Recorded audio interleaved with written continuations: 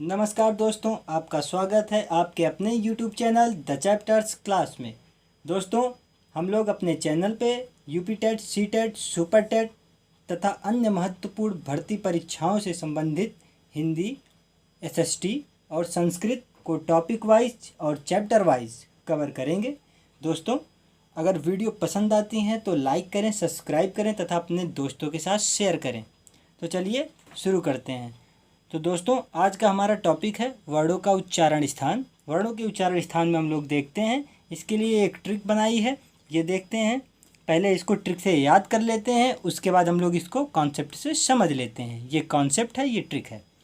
तो चलो कतम दो चार, चलो कतम दो चार याद करने के लिए आप ता को दा कर सकते हैं और ऐसे ड्रॉ करने के लिए आप इसको लिख सकते हैं। इसी तरह में इधर भी लिखना है आपको, दोनों तरफ, यानी पहले इसको लिख लीजिए, उसके बाद का से कंठ, ता से तालव्य या तालु, मा से मूर्धन्य या मूर्धा और डी से दंत और ओ से ओष्ठ्य। कंठ में देखते हैं कौन कौन से वर्ड आते हैं। सबसे पहले तो ये जान लें कि प्रत्येक वर्ग में 5 अक्षर होते हैं। इनको वर्ग भी बोलते हैं, जैसे का वर्ग, चा वर्ग, टा वर्ग, ता वर्ग और पा वर्ग। कंठ में क, ख, ग, घ, अंगा, तालव्य में च, छ, ज, झ, ञ, मूर्धन्य में ट, ठ, ड, ढ, अड़ और दंत में त, थ, द, ध, न, ओष्ठ में प, फ, ब, भ, म। इसी तरह में आप इधर लिखे हैं तो कंठ से छोटा आ, बड़ा आ, आह और हा, तालव्य से य, श, छोटी ई और बड़ी ई, मूर्धन्य से ऋषि और ख, उसके बाद दंत से सा, सरौते वाला, और ओष्ठ से छोटा ऊ और बड़ा ऊ। एक सीरीज बन जाती है श, ख, सा की। आप चाहें तो ऐसे ड्रॉ करके भी याद कर सकते हैं। उसके बाद ये ध्यान देना है, इसमें इस चलो से स्टार्ट और यहाँ से स्टॉप, ये ट्रिक है। उसके बाद दोस्तों देखते हैं अल्पप्राण और महाप्राण। तो अल्पप्राण में अगर पूछें कि सबसे पहले वर्णमाला में आ आता है या मा, तो आप कहेंगे आ, तो फिर आ को ले लेते हैं। तो आ से क्या होता है कि पहले आ आता है तो पहली लाइन, उसके बाद तीसरी लाइन और 5वीं लाइन, यानी ये लाइन और ये लाइन। ये इसको सीधा सीधा गिनते हैं, यानी क, च, ट, त, प, ग, ज, ड, द, ब और उसके बाद अंगा, ञ, ण, न, म, यानी पंचमाक्षर। इन्हें पंचमाक्षर भी बोलते हैं। उसके बाद आता है महाप्राण। महाप्राण जो बचा वो महाप्राण। तो दूसरी लाइन और चौथी लाइन, यानी ख, छ, ठ, थ, फ, घ, झ, ढ, ध, भ, ये हो गए अल्पप्राण और महाप्राण। इससे क्वेश्चन इस तरह से पूछता है, निम्नलिखित में से कौन सा कंठ अल्पप्राण है, या निम्नलिखित में से कौन सा कंठ है, या निम्नलिखित में से कौन सा अल्पप्राण नहीं है, या कौन सा महाप्राण है। क्वेश्चनों के बारे में हम लोग नेक्स्ट वीडियो में चर्चा करेंगे। उसके बाद आते हैं अघोष और सघोष पे।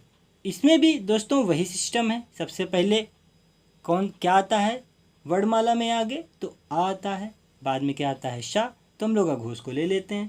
तो अघोष में दोस्तों पहली लाइन, दूसरी लाइन, ये अघोष, बाकी तीनों सघोष। वो भी सीधी सीधी पढ़नी है। क, च, ट, त, प, ख, छ, ठ, त, फ, ये है आपके अघोष।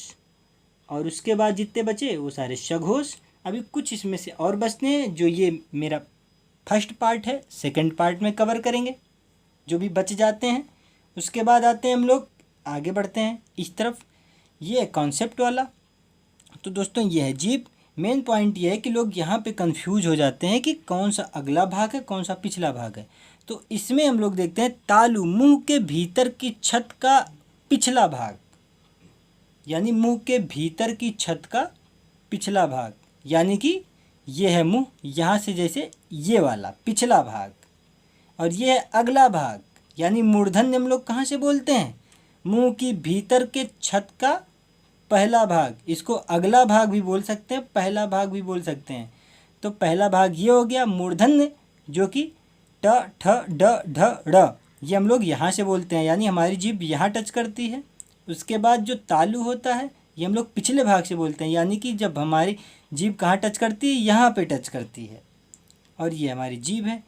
उसके बाद कंठ जो होता है, कंठ यहाँ से बोला जाता है, ये कंठ है, सबके पास होगा। यहाँ आप हाथ रख के बोलिए क, ख, ग, घ, अंगा, यहाँ झुनझुनाहट की आवाज़ आएगी आपको।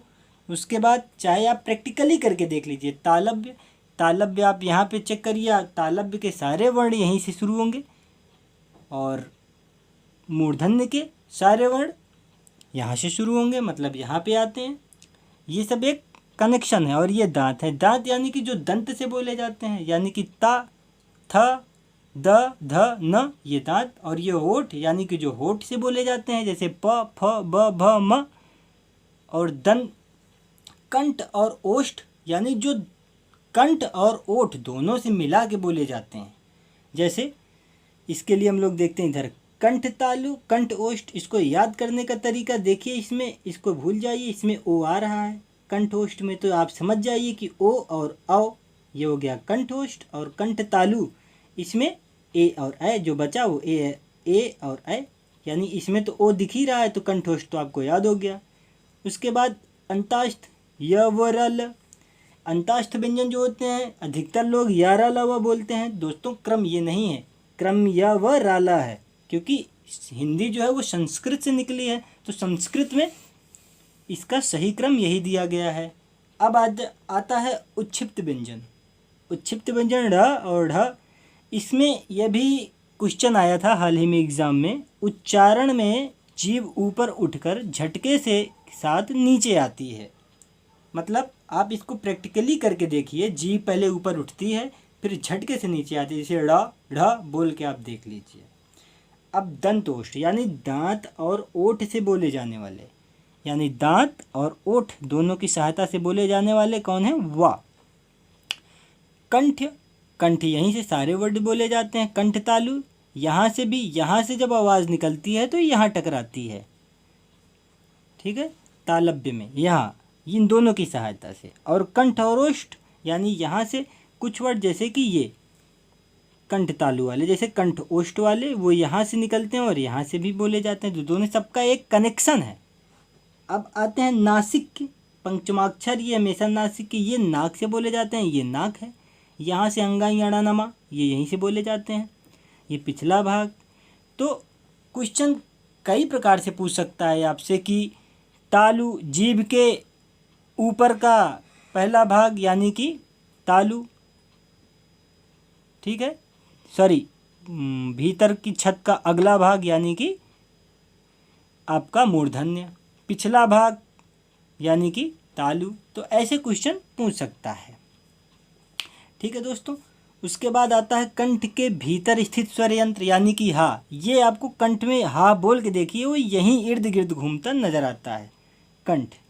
तो दोस्तों ये हो गए हमारे वर्डों के उच्चारण स्थान। इसका नेक्स्ट वीडियो आएगा, अभी जो बचे हैं इसको पूरा कंप्लीट करेंगे वर्डों का उच्चारण स्थान नेक्स्ट वीडियो में। अभी और भी क्वेश्चंस हैं, इसके कई पार्ट्स आएंगे। क्वेश्चन जितने लगभग इसमें से क्वेश्चन वनडे एग्जाम में पूछे जाते हैं इन्हीं जगहों से, तो ये वेरी वेरी इंपॉर्टेंट है, ठीक है दोस्तों। वीडियो पसंद आए तो लाइक करें, सब्सक्राइब करें तथा दोस्तों के साथ शेयर करें। धन्यवाद।